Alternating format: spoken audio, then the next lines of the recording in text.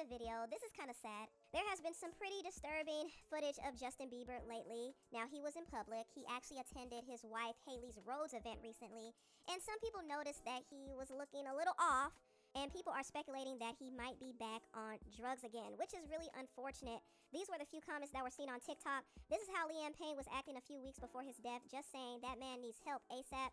Why does he smell like that? I'm scared. Yeah, he's definitely using, so sad. If Hailey cared, she would take him to rehab, but she's posing for photos. That is not sober Bieber.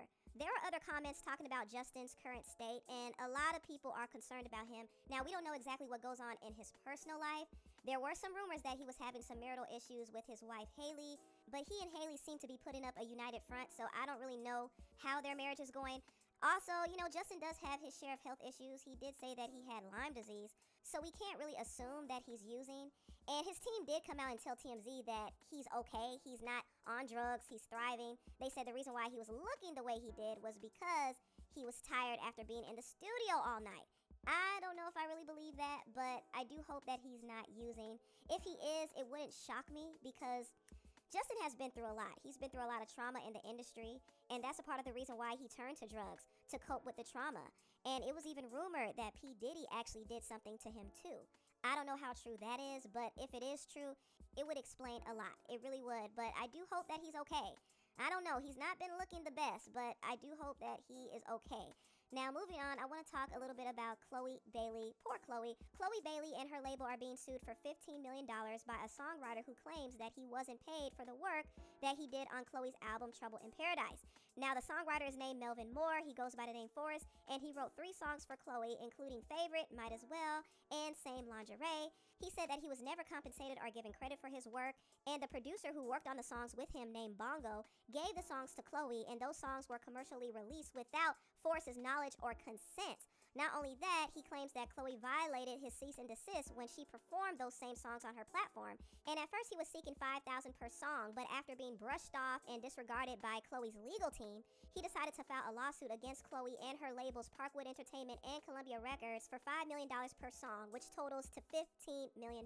Now, I gotta be honest with y'all, I do not see Parkwood or Columbia giving Forrest $15 million. That is a ridiculous amount of money, and honestly, I don't think those songs even made that much royalties for him to be requesting that, so I think that's pretty ridiculous. However, he still might have a case, and in his lawsuit, he is alleging fraudulent misrepresentation, violations of the Digital Millennium Copyright Act, civil conspiracy, and deceptive business practices. Now, the songwriter Tiffany Red has been advocating for Forrest and other songwriters through her company, the 100 Percenters, and she has gone into detail about the whole situation and how Chloe's legal team has treated Forrest. Forrest was not compensated for his work. The splits weren't complete. They registered the copyright in their name and not his. I mean, it's a mess. Now, for 200 days, Forrest and his attorney, Tiffany Morgan, went back and forth with Chloe Bailey's team and Bongo's team. And literally, it went nowhere.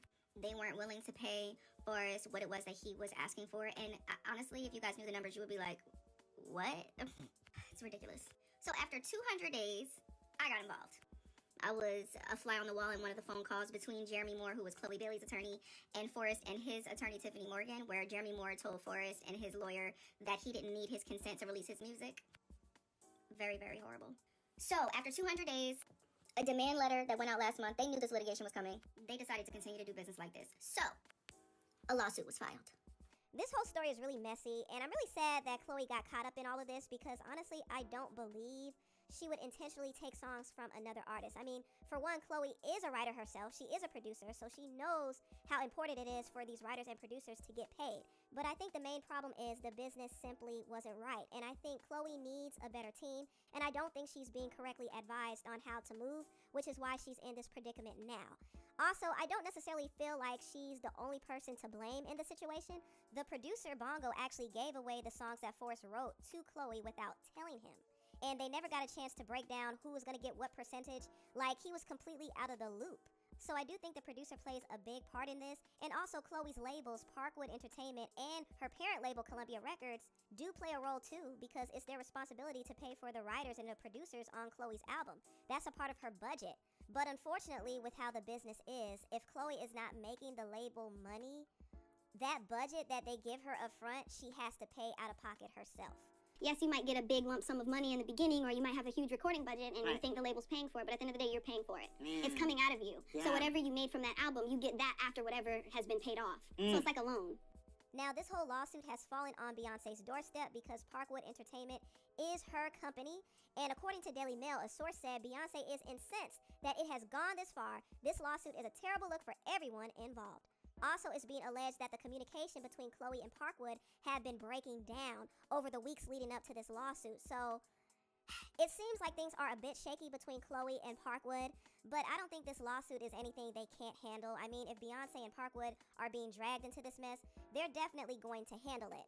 And I don't think Forrest is going to get the $15 million that he's asking for. That's a ridiculous amount of money, and he hardly would have gotten much royalties off of the songs he wrote for Chloe. So asking for $15 million is a big stretch. But I do think he should have been compensated for what he initially asked for. He should have been paid the money. I mean, plain and simple. It wouldn't have gotten this messy if they paid him to begin with. But I do feel bad for Chloe. The music business has not really been the kindest to her because she hasn't really been making money like that from music. In fact, she's been actually losing money by paying other people to write and produce for her. So she did say for her next album, she's going to write and produce all of her music again because it's cheaper and it won't cut into her budget. But the problem is she won't get paid for producing her own album. What I really want to do is drop a project that is me 1,000% from production, lyrics, everything. Kind of like, you know, how I produced and engineered and mixed The Two of Us by Sis and I did almost like 95% of that project. So that was really fun. So I want to do something like that too for me, where I won't really have to, that would be cool, right? I won't really have to pay any other writers or producers a fee. Or just, that's the thing, do you know that? Like, if you produce the project, I mean, if you produce the song, you don't get a production fee.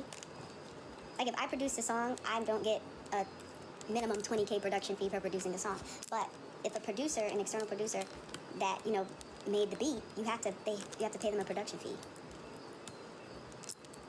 But if I did the beat, I don't pay myself a production. Musicians don't make a lot of money in the music industry. That's why you see a lot of people, they have brand deals and brand sponsorships. That's where the coin comes from in touring. But like music itself, you're actually losing money. Wow. Yeah. Ain't that crazy? Oh my God. You want to know something else? Yeah. I learned this because I would produce Sis and I's records. Producers outside will get paid a huge lump sum, but because I would produce Sis and I's records, I couldn't get paid because I was the producer within the group. Now hold up.